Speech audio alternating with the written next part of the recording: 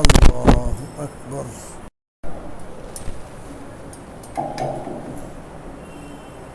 তিনটা, আজকে লিনের হরফ পাইছি দুইটা।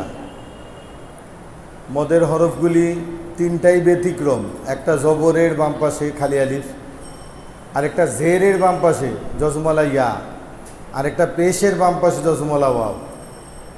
লিনের হরফে একটু ব্যতিক্রম হইল দুইটাই জবরের বাম পাশে, দুইটাই জবরের বাম পাশে ইয়া এবং ওয়াও। জবরের বাম পাশে জজমলা ওয়াও, জবরেরই বাম পাশে জজমলা ইয়া যদি থাকে তাহলে এটা লিনের হরফ। লিনের হরফ দুইটি, লিনের হরফ দুইটি। লিনের হরফ থাকলে কিছু করতে হবে না, কিন্তু লিনের হরফের পরের হরফে, লিনের হরফের পরের হরফে থামলে, লিনের হরফের পরের হরফে থামলে মধ্যে লিন। লিনের হরফের পরের হরফে থামলে মধ্যে লিন। মধ্যে লিন যদি হয় তাহলে এক আলিফ টানিয়া পড়িতে হয়, এক আলিফ টানিয়া পড়িতে হয়। যদি না থামি তাহলে টান হবে না। শর্ত থামিলে, লিনের হরফের পরের হরফে থামিলে, লিনের হরফের পরের হরফে থামিলে মধ্যে লিন, এক আলিফ টানিয়া পড়িতে হবে। যেমন গয়ন, সবাই বোর্ডের দিকে দেখি, গয়নের উপরে জবর, গয়ন জবর গ।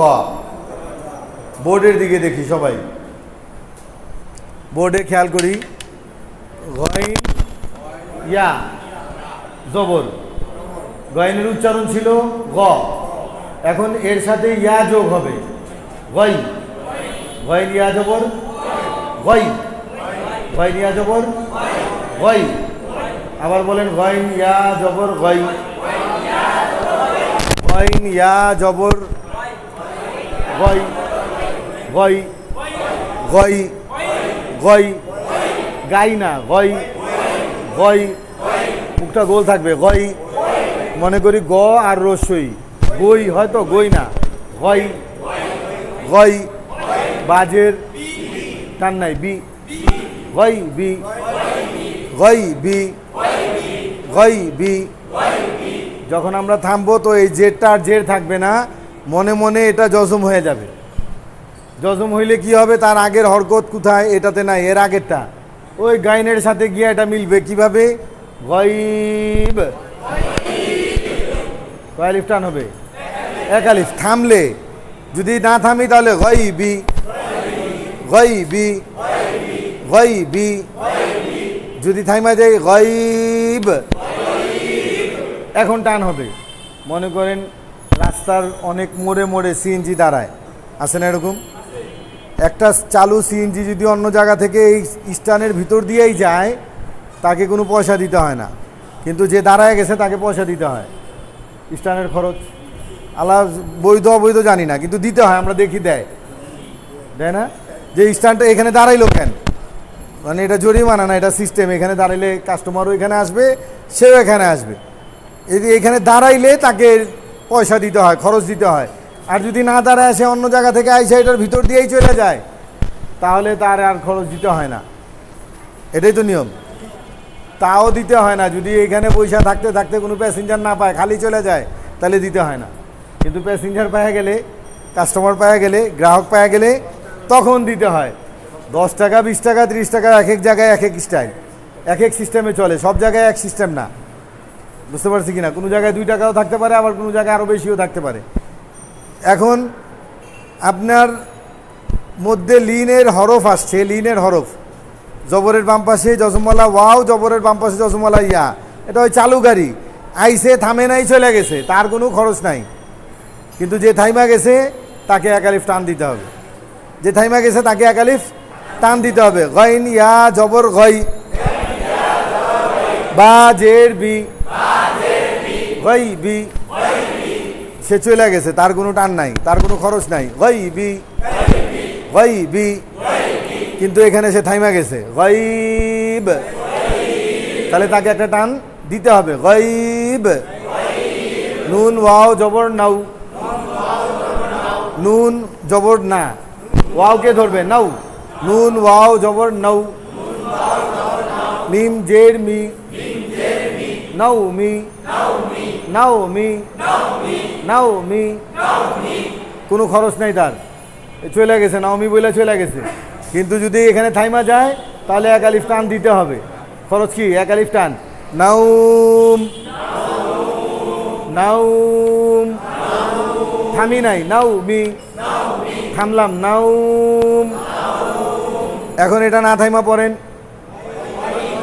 গায়বি, আবার বলেন, এবার থাইমা পড়েন, স্টানে থামেন,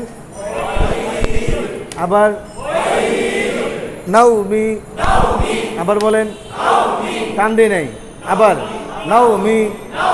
কেন আমি এখানে থামি নাই? এখন আমি এখানে থামবো, বলেন আসসালাতু খায়রুম মিনান নাওম।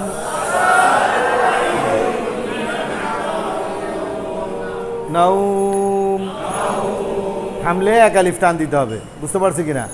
এখন প্রশ্ন আসবে, লিনের হরফ দিলেন আর লিনের হরফের পরে থামলাম, মধ্যে লিন হয়ে গেল, এক আলিফ টানতে হইলো। তো এখন মদের হরফ যে দিয়েছেন এক আলিফ টান, মধ্যে তবাই মধ্যে বদল, ওইটার পিছনেও যদি থাইমা যাই, তারপরের হরফেও যদি থামি, 4 নম্বর মদ দেখেন।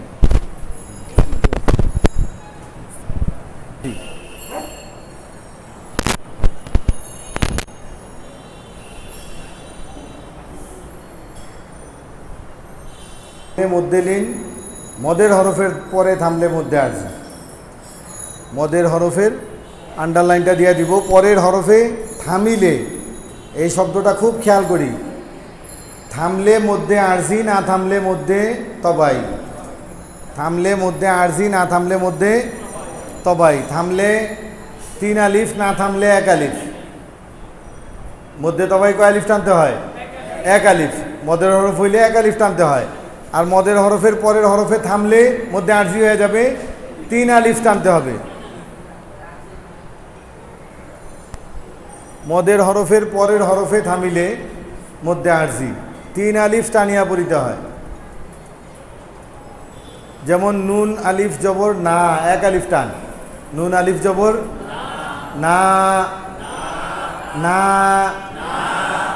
সিনজের সি, যদি না থামি না সি, 1 আলিফ টান হবে। আর যদি থাইমা যাই নাস, যেমন মালিকিন নাসি ইলাহিন নাস।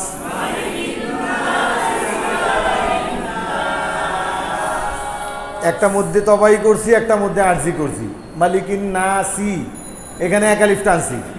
একই শব্দ যখন ইলাহিন নাস থামছি, তখন এটা 3 আলিফ হয়ে গেছে।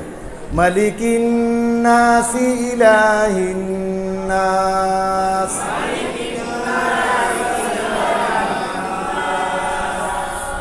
তার মানে কি? থামছি, 3 আলিফ। আগেরটাই থামি নাই, ওটা চলে গেছি, স্টান খরচ দেওয়া লাগে নাই। আর যদি থাইমা গেছি, যেখানে গিয়ে থামছি ওখানে 3 আলিফ টান দেওয়া লাগছে। 3 আলিফ টান দেওয়া লাগবে। কেন? এটা মধ্যে আরজি। আরজি মানে অস্থায়ী। আরজি মানে কি? অস্থায়ী। আরজি মানে অস্থায়ী। যদি থামি তাহলে টান দিব 3 আলিফ, আর যদি না থামি তাহলে টান হবে 1 আলিফ। বুঝতে পারছি কিনা? যেমন দিনি, থামি নাই, এখন থামবো। মালিকি ইয়াউমিদ্দিন,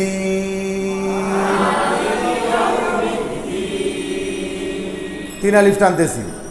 আর যদি না থামতাম, মালিকি ইয়াউমিদ্দিন ইয়্যাকা না'বুদু ওয়া ইয়্যাকা নাস্তাঈন।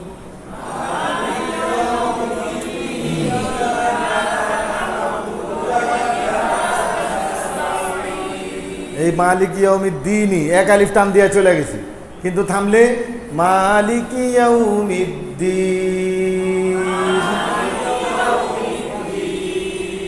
কি করতে হবে? 3 আলিফ টানতে হবে। থামলে 3 আলিফ, না থামলে 1 আলিফ। থামলে মধ্যে আরজি, না থামলে মধ্যে তবাই। থামলে মধ্যে আরজি, না থামলে মধ্যে তবাই। এরকম ভাবে মিম ওয়াও পেশ মু শেষেরটা বলেন। নুন জবর না, মুনা, 1 আলিফ টান, মুনা। এখন আমি থামবো। তা'লামুন, ইয়ালামুন। থামলে কি হবে? 3 আলিফ টানতে হবে। আল্লাহ তাআলা আমাদেরকে বুঝার তৌফিক দান করুন। সুন্নতের আমলের কথা বলা হইতেছিল, ঘুম থেকে ওঠার সুন্নতগুলি। 5টা সুন্নত বলা হয়েছিল। কে কে বলতে পারবেন? 1 নম্বর বলেন। কয়বার? মাশাআল্লাহ। এরপরে কি করতে হবে কে বলবেন? বলেন। কালেমা শরীফ পড়া, লা ইলাহা ইল্লাল্লাহ মুহাম্মাদুর রাসূলুল্লাহ। 2টা হয়েছে। আরেকটা বলেন। বলেন। মাথায় টুপি পরা। মাশাআল্লাহ। আপনি বলেন। ব্রাশ না, মেসওয়াক করা। ব্রাশ বললে কথা বিকৃত হয়ে যাবে। মেসওয়াক করা, মেসওয়াক করা। কয়টা হইল? আরেকটা বাকি আছে, কে বলবেন? দোয়া পড়া, ঘুম থেকে ওঠার দোয়া পড়া। আলহামদুলিল্লাহিল্লাযী আহইয়ানা বা'দা মা আমাতানা ওয়া ইলাইহিন নুশুর। এগুলোর সাথে সাথে দুই চোখ ডলা দেওয়া। চোখ ডলা দেওয়া, বুঝতে পারছি কিনা? চোখ ডলা দেওয়া, মুখ ডলা দেওয়া। মুখ ডলা দেওয়া 2টা আরো পাইলাম। কি কি? চোখ ডলা দেওয়া, মুখ ডলা দেওয়া।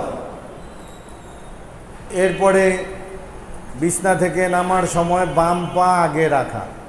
বিছনা থেকে, বিছনা মাটিতে হোক আর খাট হোক, বিছনা থেকে যেই জায়গায় ঘুমাইছি ওই জায়গা থেকে যখন সরব, বিছনা থেকে নাইমা যাব, বাম পা দিয়া নামা। কোন পা দিয়া? আর কি আছে ঘুম থেকে ওঠার সুন্নত? 8টা হয়েছে। ঘুম থেকে উঠতে 8টা সুন্নত। আমরা ঘুম ভাঙ্গা যাওয়ার সাথে সাথে আলহামদুলিল্লাহ বলবো 3 বার, কালেমা শরীফ পড়বো 1 বার, এরপরে দোয়া পড়বো 1 বার, মাথায় টুপি দিব, মেসওয়াক করব, চোখ ডলা দিব, মুখ ডলা দিব, বাম পা দিয়া বিছনা থেকে নামবো। বিছানা থেকে উঠে গেলাম। এখন ঘরের দরজা খুললে বিসমিল্লাহ বইলা খুলব। ঘরের দরজা বিসমিল্লাহ বইলা খুলব। ঘর থেকে বাহির হওয়ার প্রয়োজন পড়লে বাম পা দিয়া বাহির হব।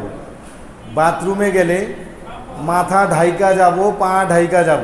আগেই বাথরুমে গেলে কি করব? মাথা ঢাইকা ফেলবো, পা ঢাইকা ফেলবো।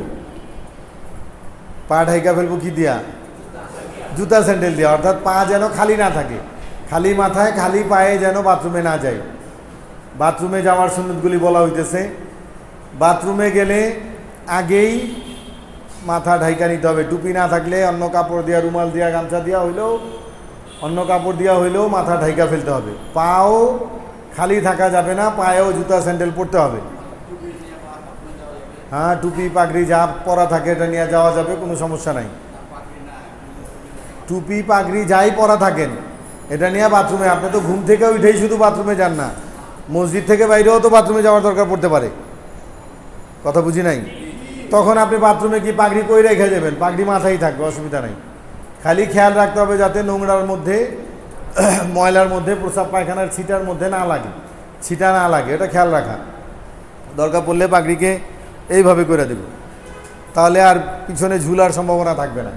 অথবা এইভাবে আটকায় দেবো কোথাও পাগড়ির ঝুলটাকে, যাতে পিছন থেকে ছিটা ময়লা না লাগে। তো বাথরুমে টুপি পইরা যাওয়াই সুন্নত। টুপি পইরা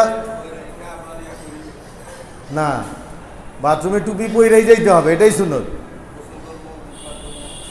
গোসল যখন করবেন তখন টুপি খুইলা রাইখা নেবেন। গোসল করার সুন্নত বলা হয় নাই, ওইটা যখন বলা হবে তখন ইনশাআল্লাহ বইলা দেওয়া হবে। এটা প্রস্রাব পায়খানার জন্য যাইতেছেন বাথরুমে। বাথরুমে যাওয়ার আগে দোয়া পড়া, খালি পায়ে না যাওয়া, খালি মাথায় না যাওয়া, যাওয়ার আগে দোয়া পড়া। আল্লাহ বিসমিল্লাহি বলেন, আল্লাহুম্মা ইন্নী আউযু বিকা মিনাল খুবুসি ওয়াল খাবাইস। প্রথম বিসমিল্লাহ বলবেন, তারপরে আল্লাহুম্মা ইন্নী আউযু বিকা মিনাল খুবুসি ওয়াল খাবাইস। আল্লাহ তাআলা আমাদেরকে আমলের তৌফিক দান করুন। বাম পা দিয়া বাথরুমে ঢোকা, আগে দোয়া পড়া, তারপরে বাম পা দিয়া বাথরুমে ঢোকা। জুতা স্যান্ডেল যদি আলাদা থাকে বাথরুমে, তো বাইরেরটা বাইরে, ভিতরেরটা ভিতরে গিয়া ভিতরেরটা পয়রা নেবেন। জুতা স্যান্ডেল পরার সময় প্রথম ডান পা দিবেন। বাথরুমে কোন পা আগে ঢুকাইবেন? বাম পা। পায়ে স্যান্ডেল কোনটা আগে পরবেন? ডান পা, যদি বাথরুমের ভিতরে স্যান্ডেল থাকে। তাহলে আমি পা ঢুকায় কি করব, স্যান্ডেলের উপরে রাখবো, স্যান্ডেলের উপরে রাখবো বাম পা, ডান পায়ে আগে স্যান্ডেল পরবো, পরে বাম পায়ে পরবো। বুঝতে পারছি কিনা? এগুলো খেয়ালে রাখবো। আল্লাহ তাআলা তৌফিক দান করুন ইনশাআল্লাহ। প্রসাব পায়খানায় গেলে ইনশাআল্লাহ সামনে আসবে মাসালাগুলি। আচ্ছা বইলেই দিতেছি, যেহেতু প্রশ্ন আসছে, যতটুকু সম্ভব নিচু হইয়া সতর খুলতে হবে।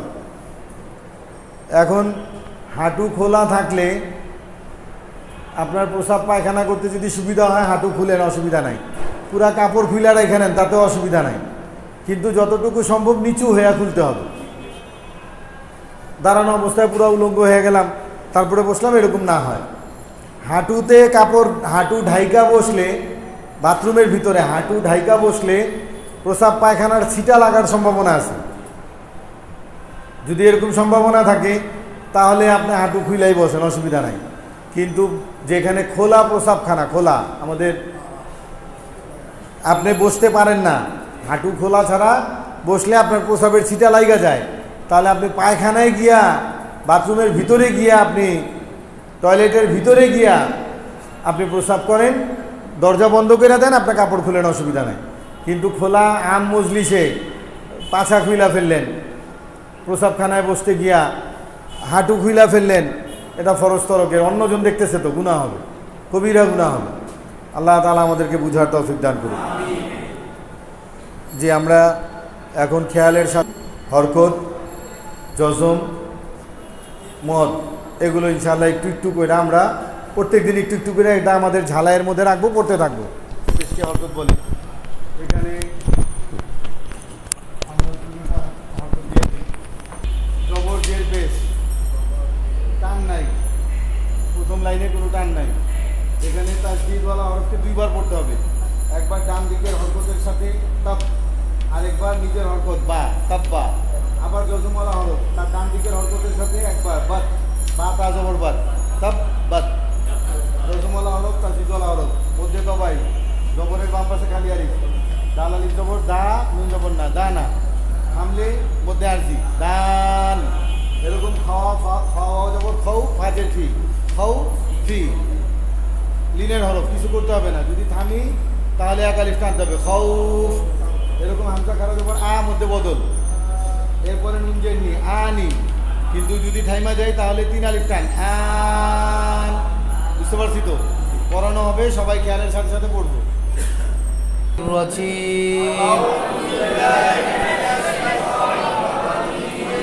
হামজা জবর আ, বা জবর বা, আবা, দাল জবর দা, আবদা, আবদা, আবদা, আবদা। হরকতের উচ্চারণ আবদা। খ পেশ খু, লাম জের লি, খুলি, কব জবর ক, খুলি ক, খুলি ক, খুলি ক। তা বা জবর তাব, বা তা জবর বাদ, তাব্বাত, তাব্বাত। দাল আলিফ জবর দা। প্রথম হরকতের উচ্চারণ তাড়াতাড়ি, দাল জবর, টান হবে না, দা, দা। এখানে যদি খালি আলিফ থাকে, এখানে যদি হামজা থাকতো, আলিফের উপরে কিংবা নিচে যদি কিছু থাকতো, তাহলে কি হইতো না? টান হইতো না। কি হইতো না? টান হইতো না। যখন আলিফের উপরে কিংবা নিচে কিছু নাই, তাহলে এটা কি? আলিফ। এটা শুধু আলিফ। এর জন্য দালের উপরে জবর আছে, পরে বাম পাশে কি? খালি। এর জন্য এক আলিফ টান, দাল আলিফ জবর দা। বুঝতেছেন তো? বুঝলে কি করতে হবে? জোরে বলতে হবে। বুঝলে কি করতে হবে? দাল আলিফ জবর দা, নুন জবর না, দানা। থামলাম, এই যে একটা হরফের পর থামবো, তাহলে কয় আলিফ টান দেব? যদি না থামি এক আলিফ টান, দানা। একটা হরফের পর থামলে এটা মানে অক্ফ। অক্ফ এটা কি ওয়াকফু মানে থামা, এখানে থামতে হবে, অবশ্যই থামতে হবে। কি করতে হবে? থামতে হবে। যদি থামি তাহলে 3 আলিফ টান, থামলে কয় আলিফ টান? দান, খ ওয়াও জবর খাও, লিনিয়ার হরফ, কোনো টান হবে না। এটাই যদি পেশ থাকতো, জবর না থেকে যদি পেশ থাকতো তাহলে 1 আলিফ টান। কয় আলিফ টান? 1 আলিফ। পেশ নাই, জবর আছে, কয় আলিফ টান? টান নাই। জবর থাকলে টান নাই। খ ওয়াও জবর খাও, মুখ গোল হবে। খ ওয়াও জবর খাও, ফাজের ফি, খৌ ফি, খৌ ফি, থামলাম, খৌফ, থামলে কয় আলিফ টান? 1 আলিফ বা 2 আলিফ টান, থামলে 1 আলিফ বা 2 আলিফ টান। খৌফ, হামজা খারা জবর আ, এটা কি মত? হামজার উপরে, শুধুমাত্র হামজার উপরে যদি খারা জবর খারাজের উল্টা পেশ থাকে এটা মধ্যে বদল বলে। কি বলে ভাই? একই টান, মধ্যে তবাই যে কাম, মধ্যে বদলে একই কাজ, এর জন্য 1 আলিফ টান। হামজা খারা জবর আ, নুনজেননি আনি, থামলে আন। বুঝতে পারছি তো? সবাই আউজ দিয়ে পড়বো ইনশাআল্লাহ। হামজা জবর, আমি পড়বো আপনারা উচ্চারণ করুন। হামজা জবর আ, আ, আ, মানে কি টান নাই কোনো। হামজা জবর বা জবর, বা জবর বা, আবা, দাল জবর দা, আবাদা, খ পেশ খু, লাম জেল্লি, খুলি, কপ জবর ক, খুলি ক, খুলি ক, তা বা জবর তাব, তাসদীদের কাজ কয়বার? 2 বার। একবার ডান দিকের হরকতের সাথে, একবার নিজের হরকতের সাথে। তা বা জবর তাব, বা তা জবর বাদ, তাব বাদ, তাব বাদ, কোনো টান নাই। দাল আলিফ জবর দা, নুন জবর না, দানা, থামলাম, দান, ফাফেশ ফি, ফাজের ফি, খৌফি, থামলে খৌফ। হামজা খারা জবর আ, নুনজেননি আনি, থামলে আন। আপনারা পড়া বুঝছেন কিনা আমি ধরবো। আপনারা আলিফের উপরে কিংবা নিচে কিছু বসলে ওইটা আলিফ আর থাকে না, ওটা কি হয়? খেয়াল রাখবো, এটা আমরা সবাই খেয়াল রাখবো। সবাই বলেন নাই। হামজা জবর আ, অনেকে টান দিতেছেন, টান দিলে পড়া হবে না, খেয়াল রাখতে হবে। আবার হামজা জবর আ, আ, আবার একসাথে, আবা, আবা, আবার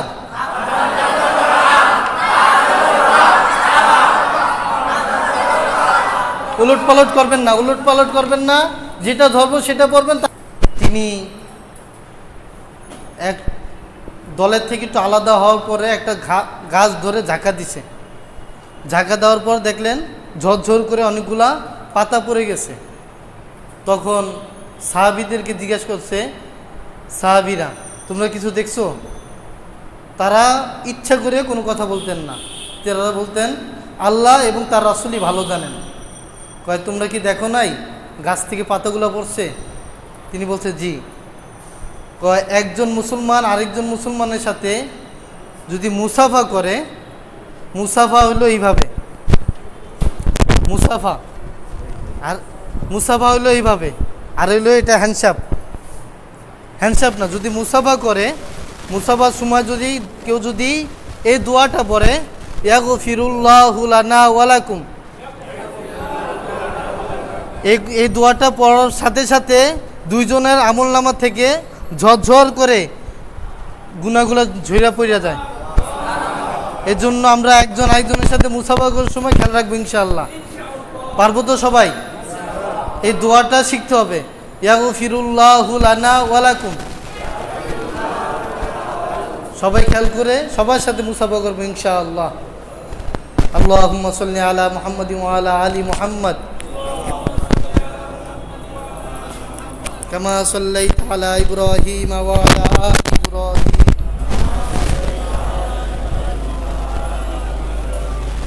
ইন্নাকা হামিদুম মাজিদ।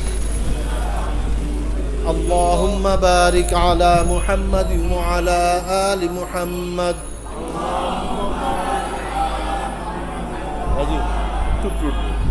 كما باركت على إبراهيم وعلى آل إبراهيم